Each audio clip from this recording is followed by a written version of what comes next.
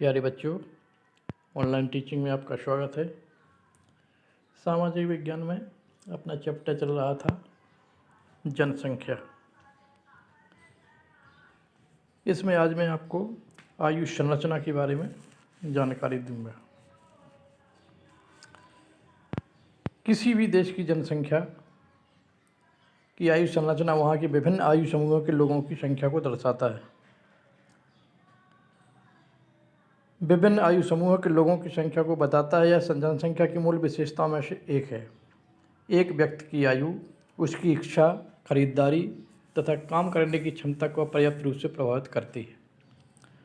परिणाम स्वरूप बच्चे, वयस्क एवं वृद्धों की संख्या एवं प्रतिशत किसी भी क्षेत्र की आबादी के सामाजिक एवं आर्थिक ढांचे को निर्धारित करती है।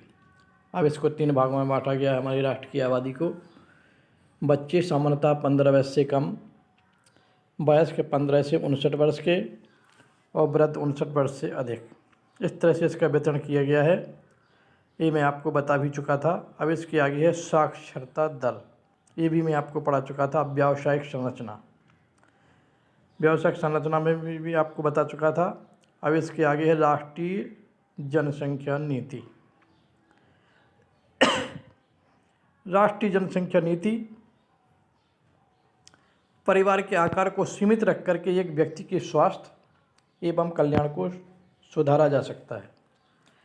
इस तथ्य को ध्यान में रखते हुए भारत सरकार ने 1952 में एक व्यापक परिवार नियोजन कार्यक्रम को प्रारंभ किया। परिवार कल्याण कार्यक्रम जिम्मेदार तथा सुनियोजित पितृत्व को बढ़ावा देने के लिए कार्यरत है। राष्ट्रीय जनसंख्या नीति 2000 कई वर्षों के नियोजित प्रयासों का परिणाम है। राष्ट्रीय जनसंख्या नीति 2014 वर्ष से कम आयु के बच्चों को निःशुल्क शिक्षा प्रदान करने, शिशु मृत्यु दर को प्रति 1000 में 30 से कम करने, व्यापक स्तर पर टीका रोधी बीमारियों से बच्चों को छुटकारा दिलाने, लड़कियों की शादी की उम्र को बढ़ाने के लिए प्रोत्साहित करने तथा परिवार नियोजन को एक जन केंद्रित कार्यक्रम बनाने के लिए नीतिगत ढांचा प्रदान करती है। तो ये राष्ट्रीय जनसंख्या नीति आता है। इसमें टिप्पणी भी आ सकती है कि राष्ट्रीय जनसंख्या नीति 2000 पर टिप्पणी लिखिए। राष्ट्रीय जनसंख्या नीति 2000 और किशोर। अब इसमें किशोर किशोरियों को भी जोड़ दिया गया है। राष्ट्रीय जनसंख्या नीति 2000 ने किशोर किशोरियों की पहचान जनसंख्या के उस प्रमुख भाग के रूप में की जिस पर बहुत ध्यान देने की आवश्यकता है। पौष्टिक आवश्यकताओं के अतिरिक्त इस नीति में अवांछित गर्भधारण और यौन संबंधों से प्रसारित बीमारियों से किशोर किशोरियों की संरक्षा जैसी अन्य महत्वपूर्ण आवश्यकताओं पर भी जोर दिया गया है।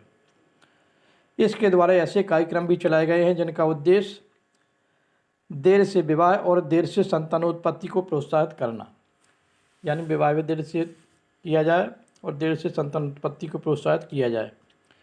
किशोर किशोरियों को असुरक्षित यौन संबंध के कुप्रभावों के बारे में शिक्षित करना भी है।